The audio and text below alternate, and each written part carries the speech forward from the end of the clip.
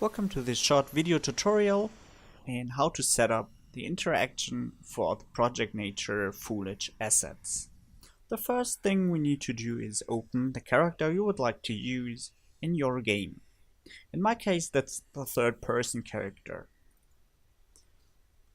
Then we need to add a component. The component we need to add is named PN for Project Nature and bending component. We add this, we press compile. Then we go to the root element and search for tag. So here we can assign a tag for this actor, and the tag's name should be bending. Okay, we compile it again, we save it, and that's what we need to do for setting up an actor. That can be an animal, that can be a physically based object, that can be static objects, or in this case, characters. So if we drag and drop the character in the scene, you can see the bending component has different parameters. I'm gonna increase these parameters just for the sake of this video. And we see that we have an assigned tag here. I'm gonna assign player 0 so that we can play this character, and then we need to go to blueprints and drag and drop the global updater in the scene. If we press play, you can see that I can indeed interact with the Foolage now. That was part 1. Now to part 2. How can we set up different objects?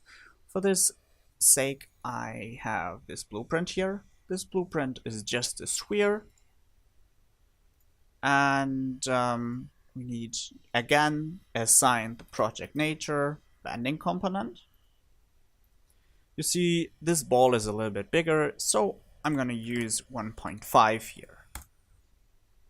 We compile it again, and again we go for the tag, which is already set to bending.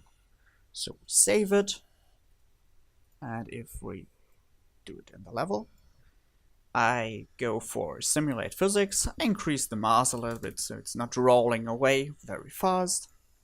I press play, maybe I make it a little bit smaller, maybe 1.6, and there we have it.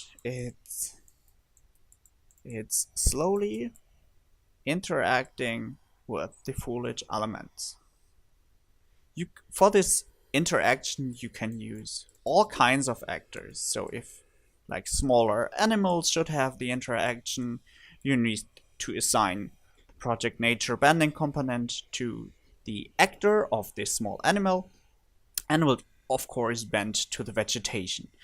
The parameters which are set here are explained in the documentation and quite easy to understand. If you have a smaller actor, like a small animal, a rabbit for example, you need to go down to 0.6 maybe. And if you have a bigger object, you have bigger values.